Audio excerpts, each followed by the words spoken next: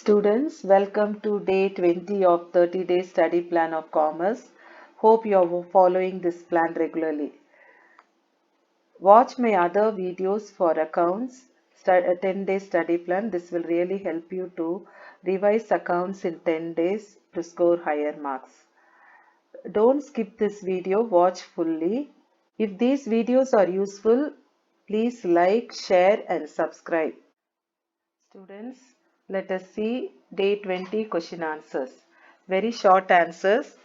First one from lesson 16, third question. Give two examples of adulteration. This you have already studied in long answer. So any two examples you can give for adulteration. Here I have taken two examples. Honey is adulterated with water and table sugar to enhance the quantity. And coffee powder is adulterated with tamarind seed. Next is, what is caveat emptor? Caveat emptor is a Latin term that means let the buyer beware. This principle of caveat emptor serves as a warning to the buyers that they have no recourse with the seller. Recourse here, no option with the seller if the product does not meet their expectation. In another word, you can say this actually means let a purchaser beware, for he ought not to be ignorant of the nature of the property which he is buying from another property. In another way, you can say the seller is not liable for any product which is damaged, defective, or does not meet the expectation of the buyer. So this principle originally intended for the buyer to use his knowledge in order to make an informed and careful purchaser. Okay, that's the meaning of this. And next is, what is caveat venditor? Caveat venditor, which means let the seller beware, by which goods are covered by an implied warranty. Implied warranty means assurance that a product is fit for the use. Merchantability. Unless otherwise advertised, for example, sold as is, or negotiated with the buyer, nearly all consumer products are guaranteed to work if used for their intended purpose. In another simple way I wanted to say is this principle, let the seller beware, caveat venditor. This imposes greater responsibility on the sellers themselves for the goods and services that they sell. According to this rule, there is an implied warranty existing in each product, and the buyer need not perform due diligence to check the quality of such products, because mostly all the products are guaranteed to work unless otherwise advertised. For example, sold as is means here the seller offers goods in their present existing condition with no promise that they will work to the prospective buyer. So except in that case, the remaining case, the seller should be responsible to supply the quality goods. That is the meaning of this. Next, we'll move to short answers. Here it is from lesson number 22. Explain the characteristics of negotiable instrument. There are three characteristics discussed in this chapter. First one is transferability. Second one is title of the holder free from all defects. And third one, right of the transferee to sue. First one, we'll see transferability. Negotiable instrument is transferable from one person to another without any formality, such as affixing stamp, registration, etc. In other words, we can say the property, the right of ownership in the instrument can be transferred by mere delivery if it is a bearer one, if it is payable to a bearer, or by endorsement and delivery in case it is payable in order. If the instrument is payable in order, in that condition you have to endorse and deliver. So by this way you can transfer the negotiable instrument without much formality. Next is title of the holder free from all defects. Here a person taking the instrument in good faith and for value is known as holder in due course. Holder in due course means a person who is entitled to receive or recover the amount due on the instrument from the parties. So the person holder in due course is he is the person who is going to receive the money from the party. When the instrument is held by holder in due course in the process of negotiation, it is cured of all defects in the instrument with respect to ownership.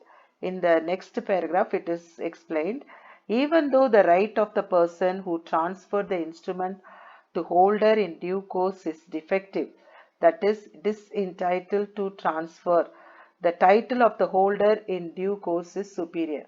You can understand this with one example. A sold goods to B and B gives a bill of exchange to A for the price. Later, B refuses to pay the bill of exchange on the ground that goods supplied by A is not or defective one. But in the meantime, A endorsed the bill to C.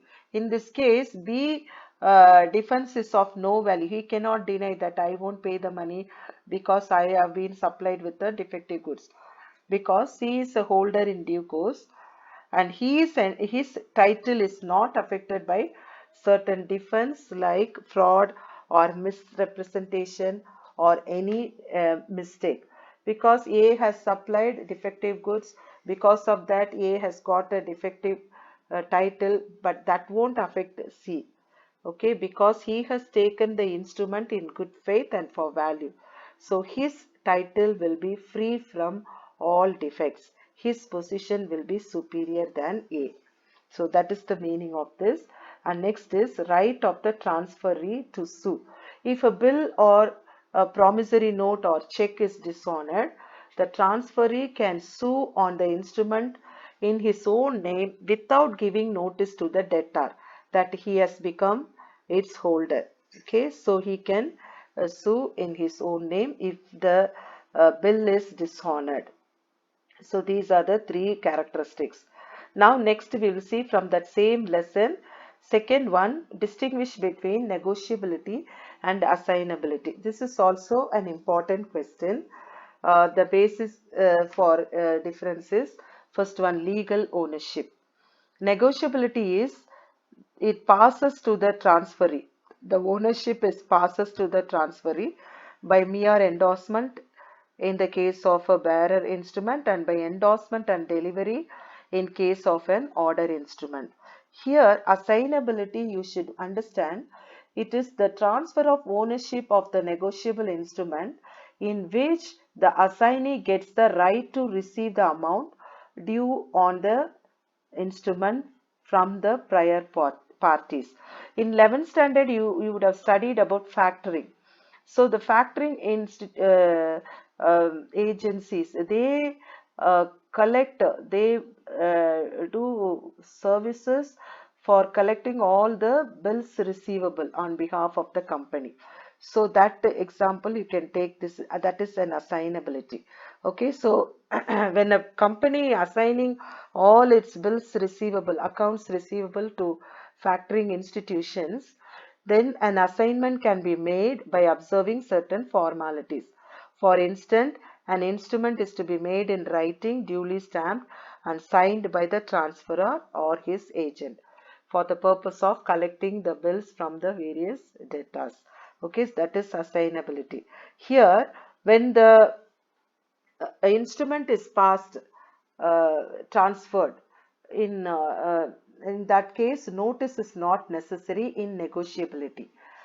Okay, and then to claim the payment from the debtor. But in assignability, notice is very important. Okay, because the assignment, the to whomever we are assigning this service, then that must be notified to the debtor. So only he can pay the amount to that assignee. And nature of title. Here, the holder of negotiable instrument in due course gets a better title than even the transferor. We saw in the characteristics, the bad title of the true owner will not affect the holder in due course.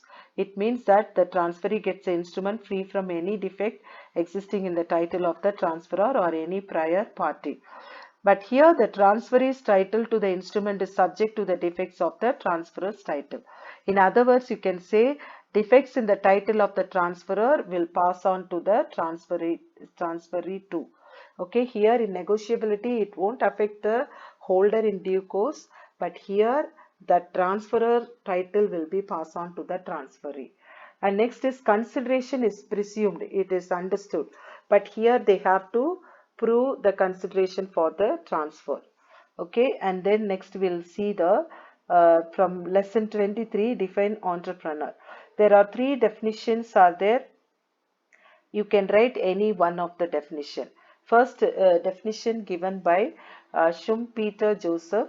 Entrepreneurship is essentially a creative activity. It consists of doing things are generally not done in ordinary course of business. Ordinary course of business means what? The usual transactions, usual customs and practice of a business. Uh, Entrepreneur is one who innovates. It is that is he carries out new combination or on enterprise. Enterprise you can take it as meaning as a undertaking, venture, operation. So entrepreneurship it is a creative activity. It is not done in ordinary course, regular practice, but it is a innovation. He innovates and carries out a new combination, new undertaking. That is the meaning according to Schumpeter Joseph.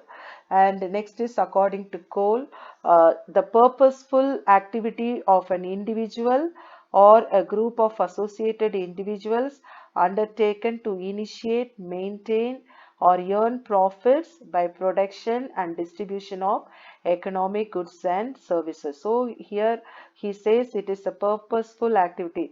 There Schumpeter said it is a creative activity, and here they have told he has told as a purposeful activity by an individual or group of individuals.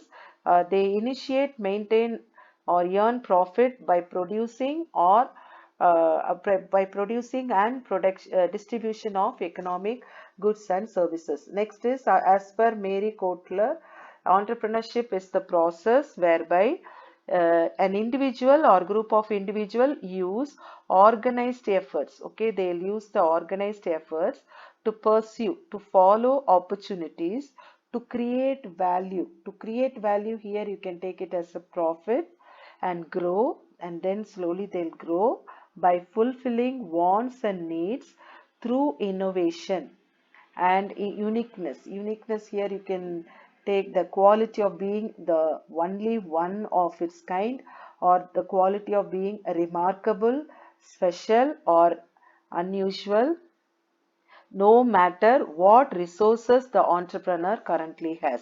So whatever resources they have, they work hard and in organized efforts, they pursue for opportunities and they make profit and they grow by fulfilling the wants and needs through innovation and uniqueness. Next, we'll move to the objectives of Consumer Protection Act. Here few points I have taken. You can write 6 to 7 points. Why the Consumer Protection Act has been passed? To protect the consumer against the marketing of goods which are hazardous, which are harmful, dangerous to life and property of consumers, and to give a correct and complete information about quality, quantity, purity, price and standard of goods purchased by consumers, and protecting the consumers from unfair practices of traders, empowering them to seek for redressal against exploitation, educating them about their rights and duties, and ensuring better standard of living by providing them with quality goods at fair price, and putting in place a right mechanism. Through that only they can go for their redressal. So the councils and other authorities to make them to enforce their rights. And next is important consumer legislations. This question already I explained. Any five legislations you can write. I have given here 9 points are there. Any five you can write. Thank you students for watching this video. I have explained all 10 questions for today's plan. I hope you understood and you will be following the plan. Thank you for watching. If these videos are useful, kindly share, subscribe and like.